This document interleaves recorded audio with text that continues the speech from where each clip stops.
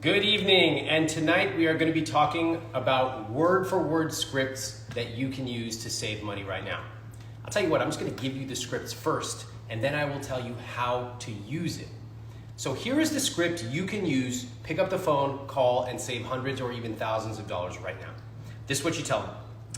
Hi, I'd like to discuss my options with you.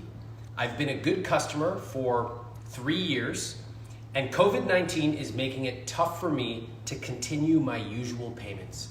I'd like to discuss your help with my options. What happens in this script? What this is telling companies is, I know you've spent hundreds or even thousands of dollars to acquire me as a customer. I know that you are taking a massive hit in revenue and profits right now. I know that you want to collect any bookings or any revenue that you can, and you also want to invest in your customers so that when we come out of this, they are still your customers for the long term. In other words, it's business. So you talk to them, you see if they can work with you. Sometimes they can, and I'm going to tell you about those situations, and sometimes they can't. And that's okay as well. They are under no obligation, but some companies are certainly helping out quite a few people. So this script is a slight tweak from the scripts in my book, where I cover scripts about credit cards, late fees, bank fees, all kinds of stuff. But right now, even using the word COVID-19 can often activate certain responses from companies. That is why I put that in the script. So let's zoom out and let's talk about how this applies to your money. And then I will tell you the types of places that you can call that are getting results from my readers. First off, most advice out there about saving money starts by saying, take a look at your entire house and go through it with a fine-tooth comb and cut 2% on everything. Something costs 25 cents, cut 2%. Something costs $2,500, cut 2%. I don't want to do that. It's like cleaning out my garage with a magnifying glass. No, thank you. I'd rather find the 3 to 5 big wins, negotiate those, and then think of other things I can do for my money. So I'm going to give you a framework that we use at I Will Teach You to Be Rich, and that is the CEO strategy. C for cut costs. You're familiar with those. E for earn more. Most people never really talk about that. Why? Because they don't know how. And O for optimize your existing spending. All right, let's go through them all. And again, you can use these scripts with a variety of different places. So C, cut costs. What is my advice here? Well, as soon as this happened, coronavirus, I started to get emails and DMs from people saying, what should I be cutting back on? And I have a wedding in August. What do you think I should do? And my answer was, you got to accept reality, make a plan, and move. And personally, I think you should cancel the wedding. And as somebody who has been married and planned a wedding with Cass, I know how painful that is. But at this time, having money in your pocket is more valuable than having money in your pocket later. So even if you incur cancellation fees, cancel. Okay? You have to avoid that sunk cost fallacy. And so cutting costs means taking a look at any potential big expenses that you have planned for the rest of the year and really seriously considering canceling them. Vacations, trips, in that person's case, unfortunately, their wedding. It also means, the obvious things if you're not spending on them, things like a gym, etc. And I hate to say that too, but there are things that you have to be realistic about. And if it means that when you go to rejoin your gym, you have to pay a $100 sign-up fee, so be it. Money in your pocket now is worth more than money in your pocket later. You can deal with those issues later. Okay, so that's C. You intuitively know what you can cut back on. If not, you can use the work in chapter 4 to go through, find the biggest expenses, and cut them. E for earn more. All right, so I've talked about it occasionally here. As you know, I have several programs teaching people how to earn more. But I want to share this example that just happened a few days ago. So a few days ago, we have a program called Earnable, and I was doing a live presentation with my students, and one of my students said that she has launched a program to help people paint through Zoom. So you know those things where you drink wine and you paint and I don't know, people go there on romantic dates? She's doing it with Zoom. And I loved it. I loved the idea. And we did a little tweaking on the positioning and I shared how I would simplify the offer, but in general it was great. I said, do it. And she wrote me and said, I launched it through Instagram and I made $100 the first time. Amazing. If you can make $100, then you can make 1,000. And if you can make 1,000, then you can do it regularly. So this is what we teach in Earnable, and this is one of the crux behind I Will Teach You to Be Rich. Don't just focus on cutting back, but really expand the pie. Remember that there are so many things people need now. They need something to keep their kids busy. They need lesson plans. They need entertainment. People need entertainment as adults too. Oh, it's Friday night. What are you going to do tonight? Same thing I did every night. What if we get a board game to play with our friends? What if we get a wine and painting class? Great. So we can show you how to do this, but I want you to basically think bigger and start thinking, what can I offer that might actually expand the pie and earn more?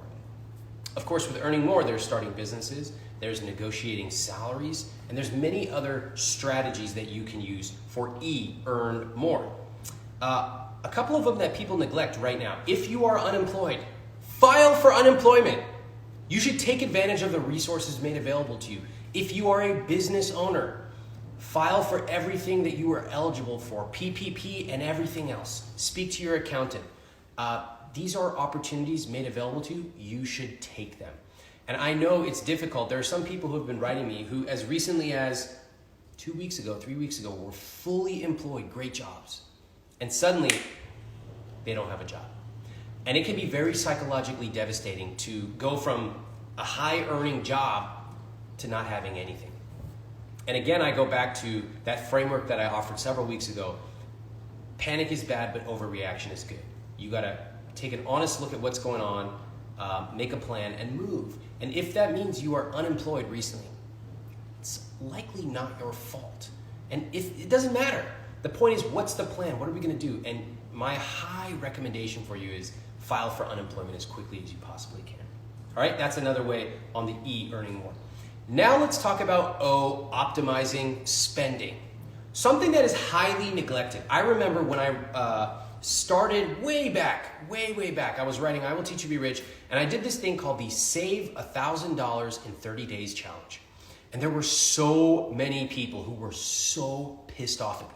Oh, Ramit, must be nice. I don't even earn $1,000 a month. You suck. You're so elitist. And I was like,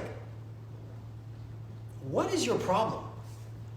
Okay, you don't earn $1,000. Do you earn $500? Could you apply the same principles from the Save $1,000 challenge and maybe, just maybe, make it the Save $500 a month challenge? I don't know. Is it crazy to think that perhaps if I'm getting free advice, maybe I can adapt it to my own life situation? Oh no, Ramit, I need you to fly to my house in South Dakota and please give me the custom advice for me. Ramit, why aren't you doing that? You're so elitist. Why don't you fly here? Wow. I decided that I would rather not live a life full of serving freeloaders who have the intellectual capabilities of a gnat. And instead I said, I'm going to serve the people who can apply my material to their life situation. Hence, these videos. No, I can't fly to your house in Tallahassee. However, I can do a bunch of videos, free and premium, and you can choose what level of engagement you like. Cass, what you think? Good? Is it a good strategy? I don't know. Let me just zoom in again. I think I'm sweating. Where was I? Wow. Oh, optimize your spending. Okay, let's just go back here. Let's bring it back. So we all have areas of our life that we're already spending on. Now, what if we could optimize that spending? It turns out that with a little bit of optimization, you can actually save quite a bit of money. And frankly, a lot of my readers go through some of these steps and they're able to save thousands of dollars with a few phone calls and tweaks. Again, this is money you're already spending. So how are you going to do it? Let me give you some advice. Okay, so let's start with the easy one. If you have car insurance, you're not driving as much, a lot of car insurance companies are offering discounts right now. Call them up, you'll save a few $100, done deal.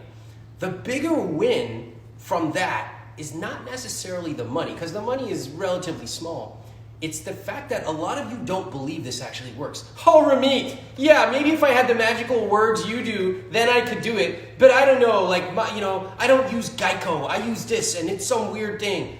No, the benefit here, even if you only save 10 or 20 bucks, is you make that phone call. You go, whoa, they actually just refunded my money, or they just waived that fee. I just got a credit of $250. And suddenly, for the first time in most people's lives, you realize you have agency. You have some amount of control over your money.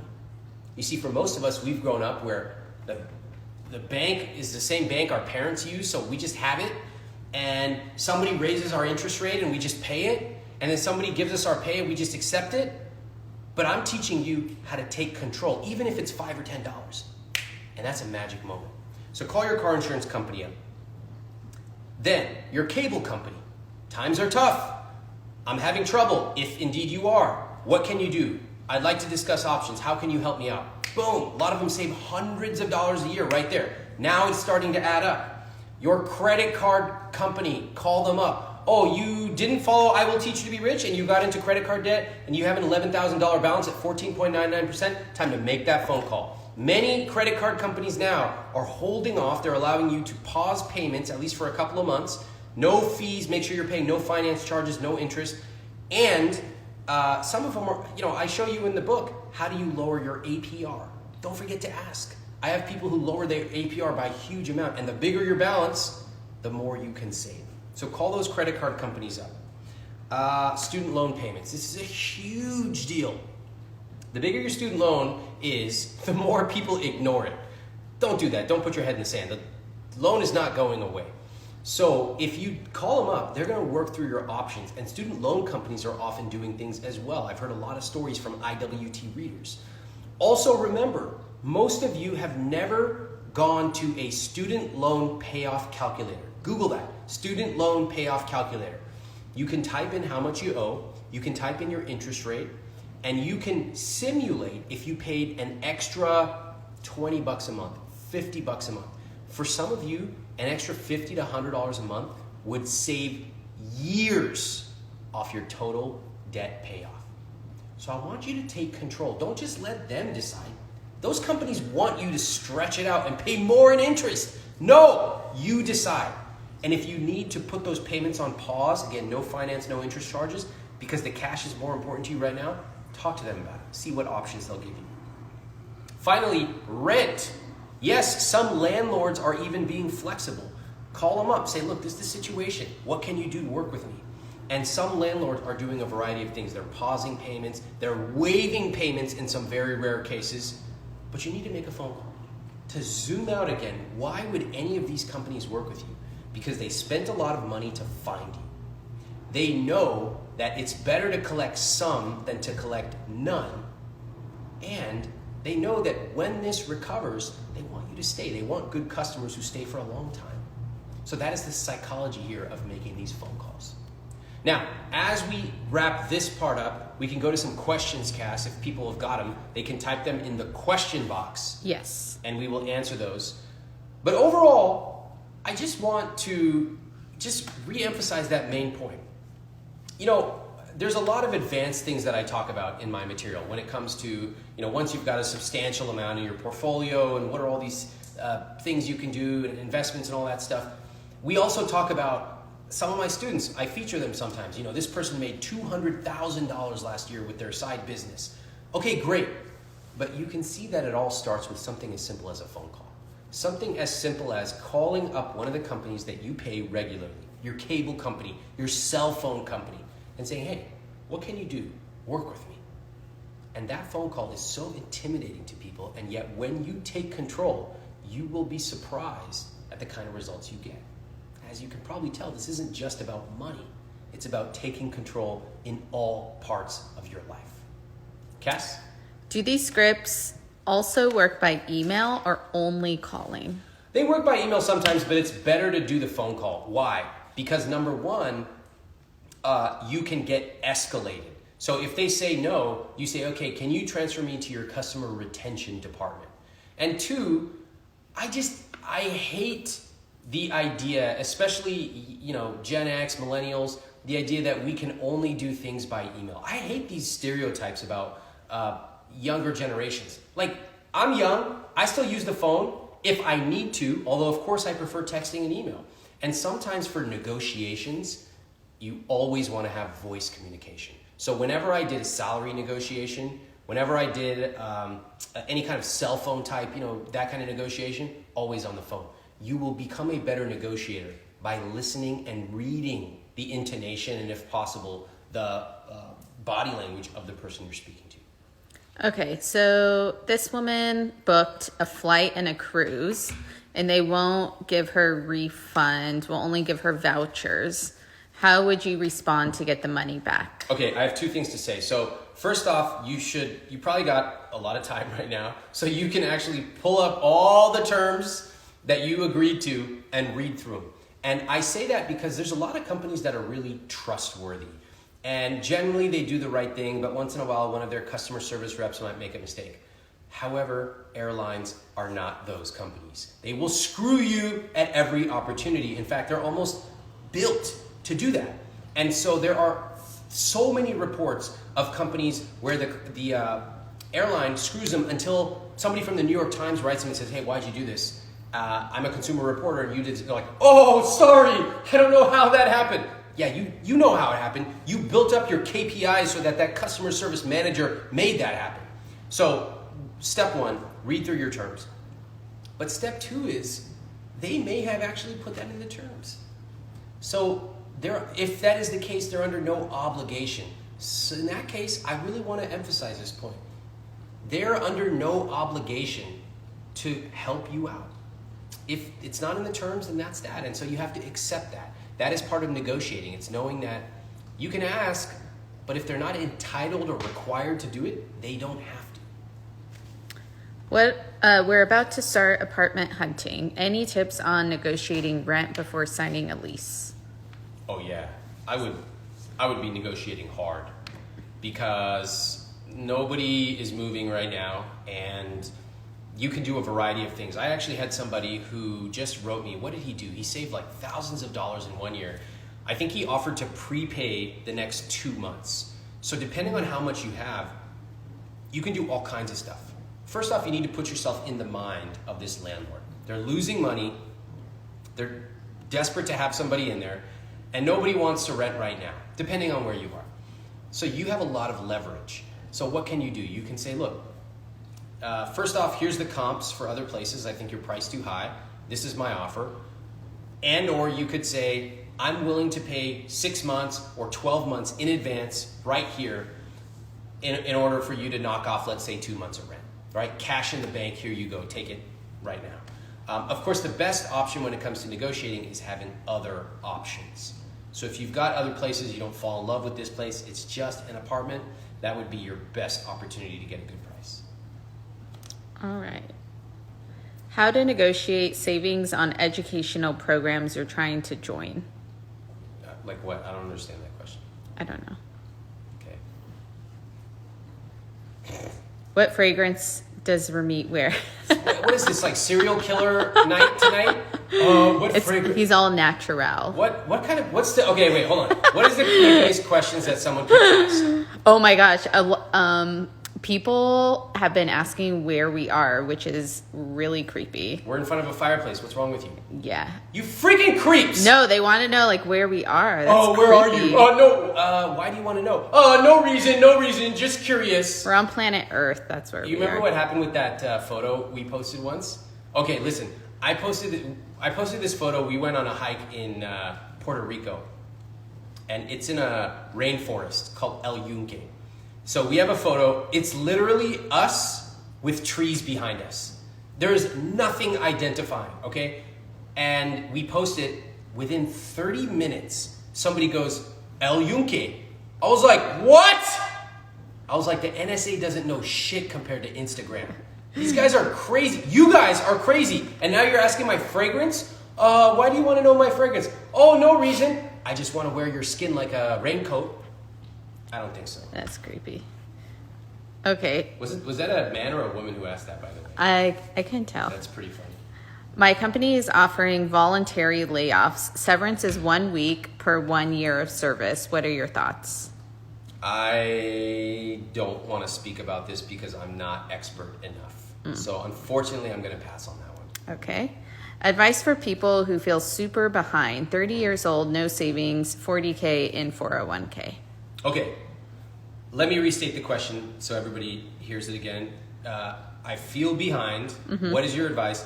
I'm 30 years old, no savings, but I have $40,000 in my 401k. Okay, this is a great question. How many people here feel behind?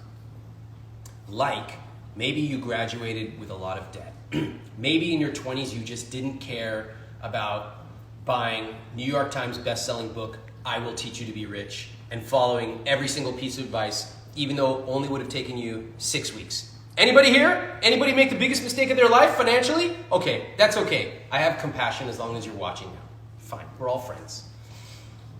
So I'll give you the truth. I'm not going to blow smoke up your ass. If you missed your 20s or 30s and your opportunity to save and invest, it's going to be much, much harder. Why? Because the time that compounds from your early 20s is incredibly powerful. It's almost unstoppable if you start investing back then. However, most people don't. Okay? Now, I'm not saying you want to follow the path of most people. I certainly don't.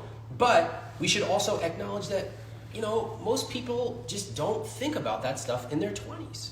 Okay? So the best thing we can do is focus on where are we today and what can we do going forward.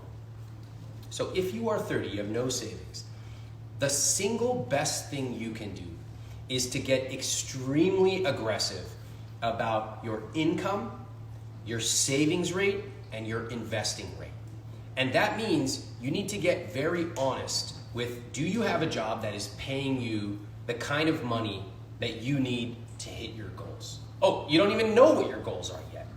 So you need to read the book. You need to go through and decide, what kind of life am I going to live?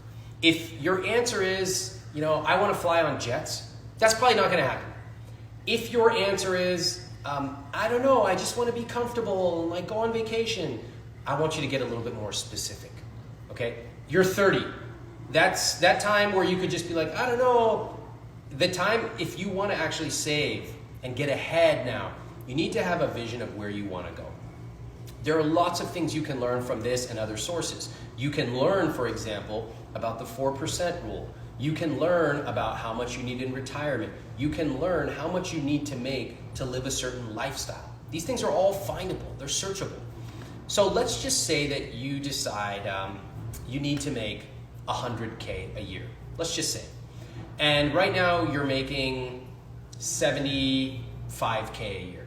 Okay, that's a big jump. So what are you going to do to go from 75 to 100? There certainly is a path to do that.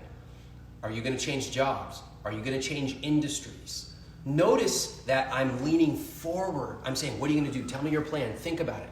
And most people at this point will go like this. I don't know. I don't know. There's no way I could earn that. I'm not sure. I just have no idea. And when I work with students like this one-on-one, I'm very patient, but I'll say, well, you tell me, what are some options? What would you advise someone else who's making 75K and wants to make 100? And suddenly, boom, their brain unlocks and they get out of their own individual situation and they start saying things like, well, I'd go on LinkedIn. I'd go talk to people who graduated from my college, my alumni. I would go find out what kind of jobs even make 100K, and I would find a way to start doing that, and on and on and on. Okay, notice that I'm focusing on the income part because you can save more, and you probably should. I'm sure you overspend in certain areas, but if you truly want to catch up or get ahead, your income's going to have to go way up. All right, so that is the first place I would start. Beyond that, I would set up automatic savings. Clearly, you don't have it because otherwise you would have been saving even $100 a month over the last few years. So you need to set those systems up. You don't have the basics in place. Same with investing. Good news is you have 40K in your 401k, which is great, but you haven't been doing anything else. No Roth IRA, no anything else. And those are things that you could set up, frankly, in about a week, okay? So you want to take this seriously? Great. Don't worry about what happened and you missed that stuff in the past. That is in the past. All you can do now is say, look, this is the direction I want to go. I'm going to educate myself and get started right now. And I'm going to set those basic processes in place and I'm going to focus on my earnings. You do that and 5 years are going to pass one way or another. And at the end of 2, 3, 4, 5 years, you're going to be very pleasantly surprised by how far you have come. How should we think about rejection or failure when negotiating? It's all a dance. It's all a dance. When you negotiate, you should remember that 80% of the work is done before you ever set foot in the room. So for example, with a salary negotiation, the work is done by making sure you understand the company that you're currently working at, by speaking to your boss, by asking what it takes to be a top performer. And you can see me talk about this. You can Google Ramit Sethi negotiation. You can also go to iwt.com/products and get the no stress negotiation course, which shows you the exact words and even body language to use when you go into a negotiation. What if they say, that's just our standard rate? How do you respond? So the first thing to know is 80% of the work is done before you get in the room. How do you position yourself? What questions do you ask? All that matters way more than what happens in the room. But once you get in the room, you want to conduct yourself like a professional. Too often you see people walking in saying, I want more. Why? Get out of my office. That's exactly what happened to me. When I was young, I was a consultant. I walked into my boss's office. I was like, I'd like to negotiate a raise. He's like, why? And I was like, I didn't expect that. I was like, because I've been here a while. He's like, get out of my office. I was like, okay. I just walked out. I never did that again because he was right. He kicked my ass out. I had no reason. I just walked in like, hey, can I have some money? No! Get out! So you need to have a reason and you need to actually be good. No boss is just going to hand you money for free or for no reason. But you also need to ask. Now the question was about failure. What if you get rejected? Okay, spend a day, eat some ice cream, you feel horrible about yourself, fine. But I'm more focused on what do you do on day 2? How do you recenter and learn from this experience? It's not a failure, it's just a test. You tested something, it didn't work, let's learn from it. So I would do a really candid assessment. What were all the steps of that negotiation? If I just walked in and said, hey, I'd like to ask for a raise, and my boss was not having it, what did I do wrong? Did I not lay the groundwork? Did I not say it right? Was I not prepared for that question? How could I have prepared? And if you're not even sure what questions to ask, then get no stress negotiation so you know what questions to ask. Most of the time in a negotiation, it's your strategy that's wrong, not just your tactics. So you can have the smoothest lines, but if you didn't set the groundwork before you walk in the room, you're sunk. It doesn't matter how smooth you are. So back to the failure. You feel bad for a day, you analyze what went wrong, and then you say, what can I do going forward? Remember, you're not entitled to a raise. You're not entitled to win at any negotiation. And this is a critical thing a lot of people get hung up on. They're like, well, I did this and I asked the right thing and I had the right body language and I still didn't get it. It's like, yeah, you don't always get it. The best people in a company get the lion's share of the raises and everybody else gets scraps or nothing at all. That's the way the world works, okay? So what is it? So the question is not, oh, why is it so unfair? The question is, what does it take to be the best? What can I do? And so you got to refocus on asking that question, making sure that you are aligned with your boss, and then going at it again. And finally, if you still keep getting rejected, then you need to ask yourself, is this a company where I'm actually going to be able to make more, or do I need to move somewhere else where my skills are better taken advantage of? All right, with that, I want to wrap up with a couple of things. First off, I want to thank everyone for coming to these videos. This has been awesome. Tonight, I have an announcement to make, which is this will be the final fireside chat in this format. I have loved it. I've loved coming here since the first, I think it was the first or second day that we got here. We started this thing. I said, I'm going to be here. And every night we came, we did everything from talking about personal finance, how to save money during coronavirus. We talked about what to do if you are a high earner. We talked about the most important thing on earth, how to iron. You filthy, wrinkle-wearing cretins. I showed you a crazy way to iron. I still remember that night. Cass, you had a little bit too much wine. Yeah, and I was like, drink a bottle. Pay attention to me. I'm like, this is my show. This is the show of my life. We did that. We even did story time, where I simply told some stories about my life. Yeah, go to YouTube. That was Check the it out. best one. That was the best one. I agree. Those two are probably my favorites. Everyone's really sad in the chat room right now, I have to say. Okay. Yeah. Well, I want to say a couple things. First of all, it has been a joy to come here. And actually something that we look forward to every night. Yeah. We're like, all right, let's get the camera set up. We're going to do this. And we laugh about the comments that come in. And, once in a while we get someone who's, again, trying to stalk and, ask about my favorite fragrance. You creeps. And where we are. Where are Creepy. you? Where are you and what fragrance do you wear? But anyway, but I want to say I have loved it, and I hope that this has been something where every night you could come and feel a little bit of positivity with what's going on. As I've always said, you can't control what's going on outside, but we can control what's going on inside. Now, what am I going to be doing instead? I'm going to tell you. With each thing that I do at IWT, we're always experimenting and trying. And I have loved this. But I also think that there are other opportunities for me to give you the material that will be really useful to you.